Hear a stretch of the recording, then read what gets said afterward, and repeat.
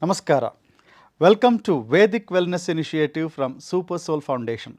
We have been coming up with these videos, a knowledge series on various festivals and the reason and purpose behind that. A biggest one of all, which actually talks about continuation of the Vedic tradition, is the Upakarma.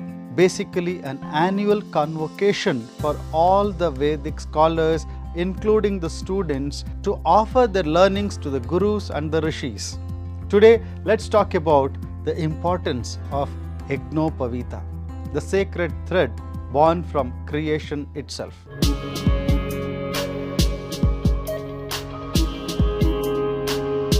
Yagnopavitam paramam pavitram.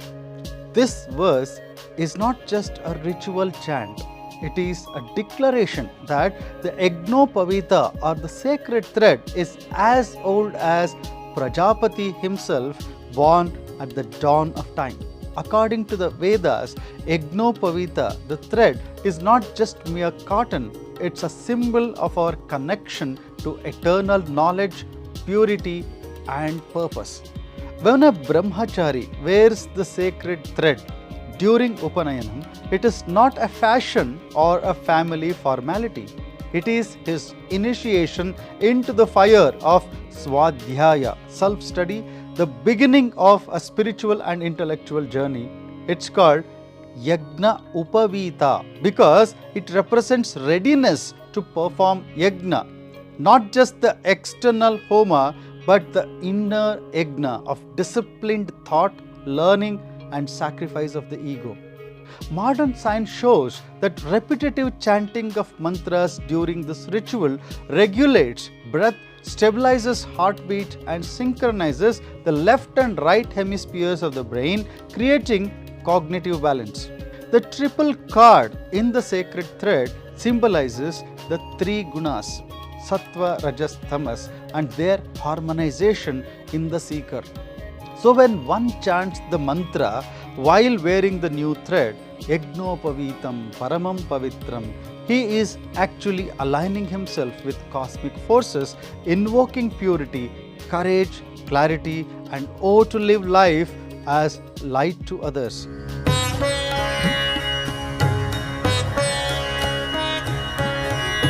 Let's understand what is Gotra and what is Pravara, the DNA of Dharma. What is your Gotra? If you have ever been asked that, you are being asked to state your spiritual DNA. Gotra is not just a surname or a family tradition, it is your link in a chain that goes back to the great rishis who received the Vedas. Every Brāhmaṇa is part of a Gotra lineage, originating from one of the Sapta Rishis, the 7 great seers born from Brahma's mind.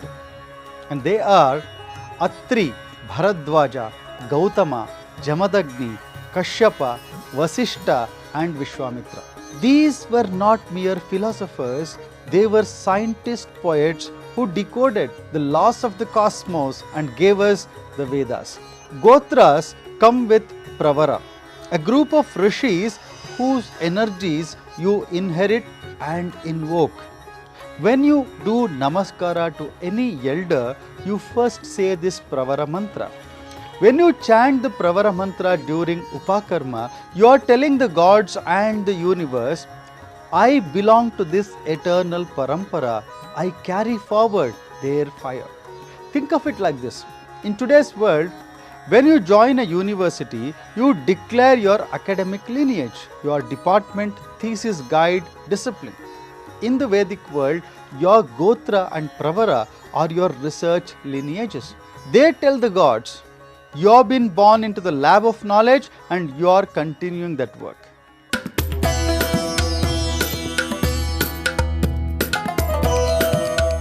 Every year, during the month of Shravana, something sacred happens, that is Upakarma. This is the day when a Brāhmana resets their spiritual sadhana. Just like schools have convocation and re-enrollment, Upakarma is the Vedic system's way of making academic and spiritual progression. On this day, you discard the old thread, offering it back to the rishis and wear a new one while chanting the Yagnopavitam shloka. This is not symbolism. Scientifically, it aligns with seasonal shifts.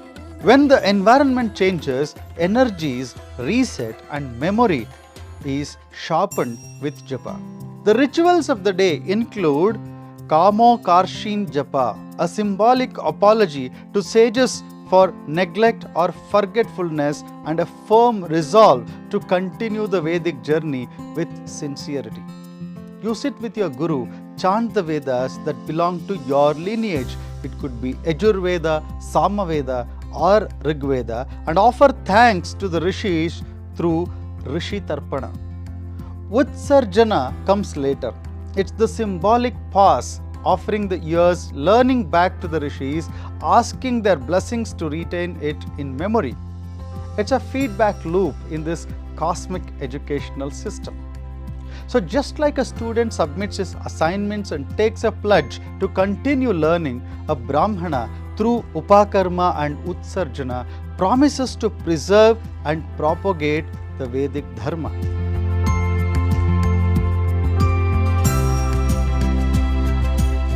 Now, let's look at the Saptarishis, the first torch bearers of knowledge. Saptarishis are not just legendary sages, they are the spiritual DNA of humanity. Born from the mind of Chaturmukha Brahma, they were entrusted with the Vedas and sent to seed the divine knowledge across time and space. Each of the rishi represents a unique stream of knowledge and founded specific gotras that carry their legacy. Let's see one by one. Atri Maharshi was a master of tapas and purity. Along with his wife Anasuya, he demonstrated the highest ideals of spiritual strength and household dharma. Anasuya's chastity was so powerful that even Brahma, Vishnu and Shiva took birth as her sons. As Soma, that is Chandra, Dattatreya, a synthesis of the Trimurtis, and Durvasa being born, embodiment of divine anger for dharma. Atri's lineage gave rise to multiple gotras including Atreya. Those who descend from him specialize in Brahma Vidya and are protectors of inner discipline. Bharadvaja was known for his vast knowledge of medicine and military science. He was the recipient of Ayurveda from Indra and passed it on to his disciples. His ashrama was located near modern-day Allahabad. His son Drona was the famed military teacher in the Mahabharata, guru to both Kauravas and Pandavas. The Bharadvaja Gotra preserves the legacy of knowledge and valor. Through Drona, his influence extends into the martial and scholarly spheres of ancient India. Gautama was a great seer known for logic and justice. He authored the Nyaya Sutras, foundational to the Indian logic and reasoning. His ashram was a hub of intellectual inquiry and śāstra debate. His wife Ahalya was turned to stone and later liberated by Lord Rama, teaching humanity about redemption and forgiveness.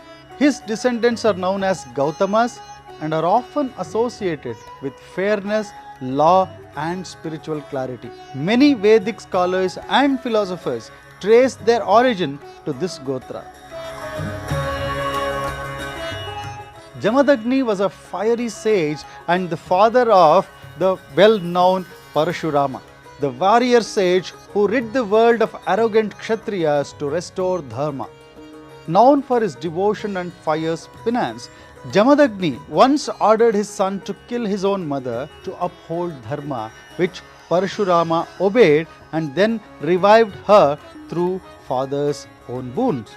The Jamadagnya Gotra stands for extreme discipline and selfless action in pursuit of truth. Jamadagni's lineage is one of warrior sages who protect Dharma through both pen and axe. Kashyapa is the cosmic progenitor. With his multiple wives including Aditi, Diti, Vinata, he fathered the gods, the Suras or the Devas, Asuras, the demons, the Garudas, the celestial bird, Nagas, the serpents, and all of humanity. Maharshi Kashyapa's knowledge included astronomy, biology, and metaphysical evolution. Almost all Gotras and beings trace some connection to Kashyapa, making him one of the most universal rishis in scope and influence. Vasishtha was the royal priest of the Ikshvaku dynasty and guru to Lord Sri Ramachandra. He possessed the divine cow Kamadhenu and upheld peace even when challenged by Vishwamitra. Vasishtha Rishi composed several hymns in the Rig Veda and authored Vasishtha Smriti. His story emphasizes the yogic equanimity and patient wisdom. The Vasishtha Gotra is revered for its strong dharmic guidance and spiritual clarity. His descendants are known as the kings of inner strength and wise leadership. Vishwamitra began life as a powerful king but renounced his throne to become a sage after a clash with Vasishtha. His journey was filled with trials, lust with Menaka, ego and ambition, but ultimately culminated in the creation of Gayatri Mantra, earning him the title of Brahmarshi. The Kaushika Gotra comes from Vishwamitra and symbolizes the human aspiration transcending birth through effort and tapas. His life proves that the true greatness is earned, not inherited. Together, the Sapta Rishis created the blueprint for humanity's inner and outer growth through Veda, through Shastra, and through living example. When you wear the Yagnopavita and chant the Pravara, you are not just remembering them, you are reigniting their presence in your life.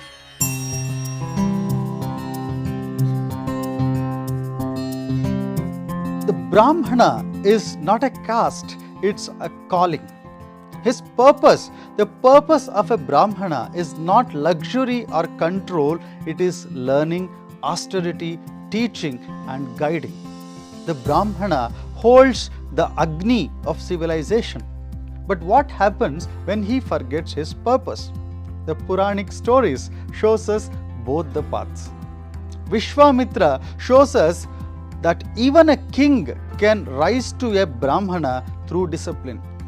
And Ravana, despite being born in a learned clan, misused his power and knowledge, inviting ruin. Shukacharya, the guru of the Asuras, teaches even enemies to deserve counsel in Dharma. A Brāhmaṇa, if he fails to pursue study and tapas, causes decay of Shruti Smriti in the society. If he chases money instead of mantra, fame instead of focus, he breaks the chain. That's why Upakarma is not optional, it is a humble return to the basics, a yearly reset, a rekindling of the fire.